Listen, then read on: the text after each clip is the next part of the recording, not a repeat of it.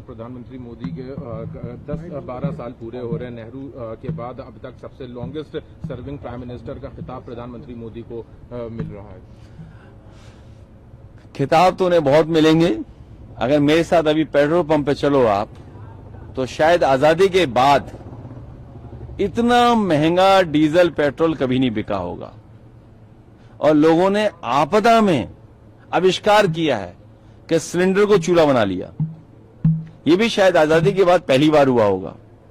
और जिस रसोई गैस के सिलेंडर का इतना प्रचार किया गया, सुना है सरकार वो भरवा ही नहीं पा रही है। और अगर इथेनॉल न मिलाया जाए, डीजल पेट्रोल में इथेनॉल न मिलाया जाए, तो जाने कितनी कीमत होगी पेट्रोल की। और पेट्रोल आज भी अगर हम पंप पे चलें, तो अगर हम ईमानदारी से प्योर शुद्ध प्योरिटी का पेट्रोल अगर चाहेंगे तो 150 रुपए से ऊपर मिलेगा। अगर आप कहो तो हम किसी पंप पे चलें अभी जिसमें प्योर पेट्रोल मिलता हो, कहो तो हम चलें अभी आप। और शायद ये 12 साल की उपलब्धि होगी। सबसे क्लोजेस्ट बताओ पेट्रोल पंप कौन सा है, हम चल रहे हैं, आप भी चलो। यहाँ मिलेगा नहीं, जियामो दूर हो जाएगा। कैंट में चलिए। केरोसिन खुली है क्या? नहीं, उसमें पेट्रोल मिलता है प्योर वाला। आप कीमत देखिए ना। नहीं, प्योर वाला विदाउट मिलावट इथेनॉल की। हाँ, विदाउट मिलावट कितने का मिल रहा है बताओ आप। तो ये देखिए कितनी बड़ी उपलब्धि है कि 12 साल की उपलब्धि है कि सबसे महंगा पेट्रोल भारत को मिल रहा है। और सच्चाई तो ये है कि हमारी विदेश नीति फेल हुई है। विदेश नीति अगर हमारी अच्छी होती तो शायद आम जनता को इतना महंगा डीजल पेट्रोल नहीं खरीदना पड़ता, इतनी गैस की किल्लत नहीं होती। और देखिए आप, नौकरी नहीं, रोजगार नहीं, इन्वेस्टमेंट नहीं। और क्या सरकार करती है? जब सरकार कमजोर दिखने लगती है तो कम्युनल रास्ता अपनाती है। पिछले 10 दिन के स्टेटमेंट अगर मुख्यमंत्री के आप पढ़ें और उनको लिख करके देखें तो आप समझ में आएगा कि कितनी कम्युनल भाषा बोल रहे हैं। और सुना है कोई मंत्री हटाए गए हैं, हाफ कर दिए गए, कुछ दिनों में साफ हो जाएंगे वो।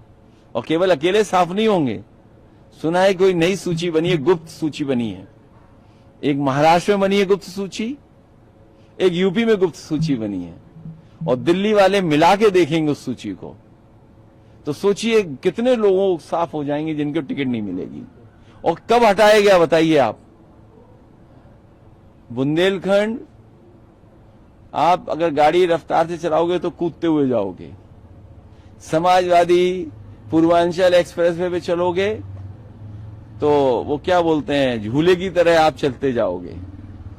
गंगा एक्सप्रेसवे में सुना है कि अभी उसमें से अगर हाथ चला दो ठीक तरीके से तो उसका विटामिन बाहर आ जा रहा है। तो उसके बाद जब सब कुछ कर लिया उन्होंने, सब कुछ अपना इकट्ठा कर लिया, उसके बाद मंत्री जी हटाए गए। बताइए आप, सुना है वो कुछ प्रयागराज में कोई बड़ी नई चीज बना रहे हैं। सुना है कोई नई चीज बन रही है वहां, जो प्रयागराज के लोग कह रहे हैं। तो अब सरकार को चुनाव में जाना है, उन्हें अभी हाफ किया है, इनके साथ साथ बहुत लोग साफ होंगे जिनकी टिकट ही साफ हो जाएगी। एक आखिरी सवाल, एक पॉलिटिकल सवाल है। चुनाव की आपने जिक्र किया, 2027 चुनाव आ रहा है, आप गठबंधन में, उस पर तमाम चर्चा रोज अखबार में कुछ निकल रहा है कि सीटों का इक्वेशन ये रहेगा। इन सबके बीच क्या कुछ हम लोगों को जानकारी मिल सकती? देखिए, आप सब यूपी में रहते हो, यूपी के बाहर की भी जानकारी, लेकिन यूपी की बहुत ठोस जानकारी आपको रहती है। कल ही इंडिया गठबंधन की बैठक हुई है और इंडिया गठबंधन के तमाम लीडरों में ये आपस में तय हुआ है कि इंडिया गठबंधन को और मजबूत करना है। तो इंडिया गठबंधन तभी और मजबूत होगा जब यूपी में भारतीय जनता पार्टी का मुकाबला हम लोग करेंगे और उन्हें हटा देंगे, बीजेपी को जब हटा ले जाएंगे तो इंडिया गठबंधन और मजबूत होगा। ठीक, धन्यवाद। किसी पंप में हम नहीं जाएंगे।